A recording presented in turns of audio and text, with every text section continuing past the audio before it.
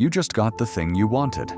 The promotion, the relationship, the number on the scale, the finish line you circled on the calendar for a year, and for about 6 hours, it feels incredible. Then Tuesday comes, and the strange hollow feeling creeps back in, like nothing happened at all. You tell yourself you just need the next goal, a bigger one this time.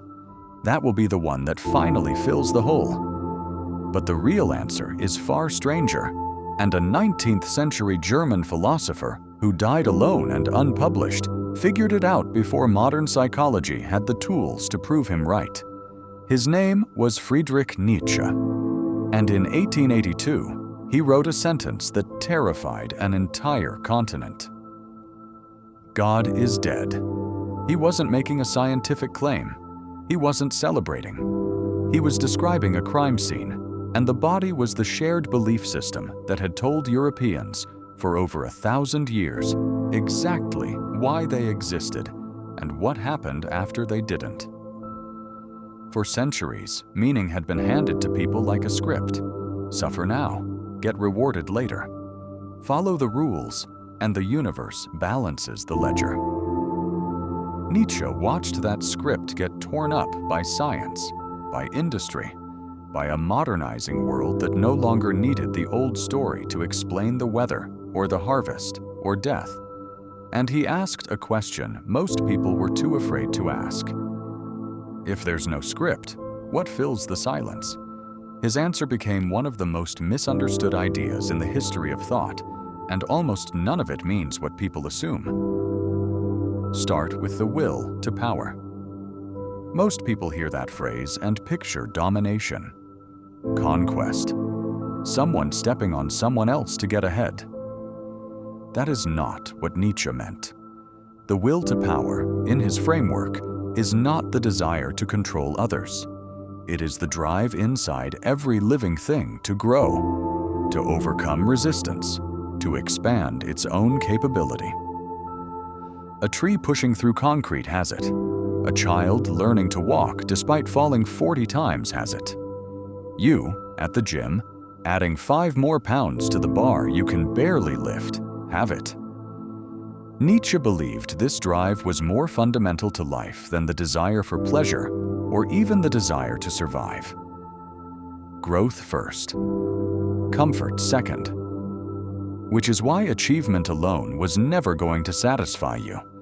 Because the moment you hit the goal, the resistance disappears. And without resistance, the will to power has nothing left to push against. That is the hollow feeling, not failure.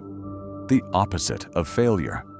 Victory with nothing left to overcome. Nietzsche had a second idea, one even stranger, that he considered the heaviest thought a person could carry.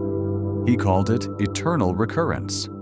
Imagine, he wrote, that a demon crept into your loneliest moment and told you this exact life, down to every detail, every joy, and every humiliation, would repeat infinitely, forever, in the same order, with nothing new. Would that thought crush you? Or would you fall to your knees and call it the most divine news you had ever heard? Nietzsche wasn't asking you to believe in literal cosmic repetition. He was handing you a diagnostic tool, a way to test whether you were actually living or just enduring, waiting for some future version of your life to start counting. If the thought of repeating today forever horrifies you, he suggested, that tells you something urgent about today, not about the universe. Here is where it gets interesting. Because 100 years after Nietzsche died penniless and largely dismissed, psychologists started running experiments that accidentally proved half his instincts correct. In 1978, researchers Philip Brickman and Donald Campbell studied 2 groups of people who should have had nothing in common: recent lottery winners and people who had recently become paraplegic after an accident. Within about a year, both groups had returned to roughly the same baseline level of everyday happiness they'd had before the life-altering event. Not identical, but strikingly close. The mind, it turned out, adapts to almost anything. Good fortune and bad fortune both get absorbed into a kind of emotional average, and the goalpost quietly moves again. Decades later, Harvard psychologist Daniel Gilbert built an entire career studying why people are so bad at predicting what will make them happy. His research found that humans consistently overestimate how long a promotion, a purchase, or a win will keep them satisfied. The spike is real. It is also short. And the brain almost never remembers in advance how short it was last time. Nietzsche had no fMRI machine. He had no control groups. But he watched people chase achievement after achievement and noticed the same pattern by instinct alone, a century before anyone could measure it in a lab. There's a third piece to this, from a very different kind of thinker. The psychiatrist Viktor Frankl, who survived multiple concentration camps during the Second World War, spent the rest of his life studying why some people endured unimaginable suffering with their sense of purpose intact, while others collapsed entirely. His conclusion was almost a direct echo of Nietzsche, stripped of the philosophy and tested against the worst conditions a human being can survive. People don't primarily need pleasure. They need a reason.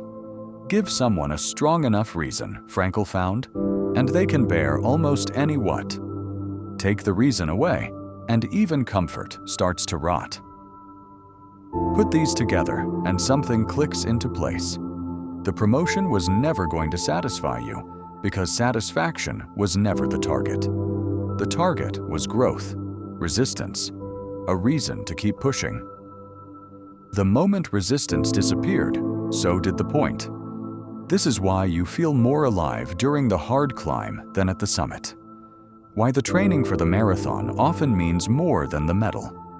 Why the relationship felt most exciting when it was still uncertain, still being built, still resisting you a little. Nietzsche's most famous, most abused idea sits right on top of this, the Übermensch, often translated as the overman and frequently hijacked by people who wanted a philosophical costume for cruelty. That was never the point. The Übermensch was Nietzsche's answer to the death of the old script.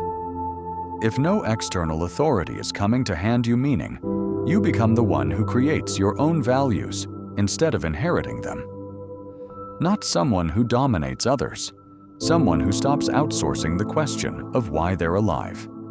He split human responses to a meaningless universe into two rough camps. Those who clung to an old, inherited morality out of fear, which he called slave morality, built on resentment and rule-following, and those who forged their own standard of value through their own overcoming, which he called master morality, built on self-created purpose. Almost nobody is purely one or the other. But the split explains something you've probably felt directly. The difference between doing something because you were told it mattered, and doing something because you decided, yourself, that it did. One of those feels like weight, the other feels like fuel. Here is the modern mirror, and it's probably closer to your life than you'd like. Hustle culture, self-optimization, the endless stacking of goals, promotions, followers, personal records, are often sold as the path to finally arriving somewhere. But if Nietzsche and Brickman and Gilbert are all pointing at the same thing, arrival was never the mechanism. The climb was. That's not a reason to stop striving. It's a reason to stop expecting the summit to do work it was never built to do. The demon's question was never really about eternal repetition. It was about tonight.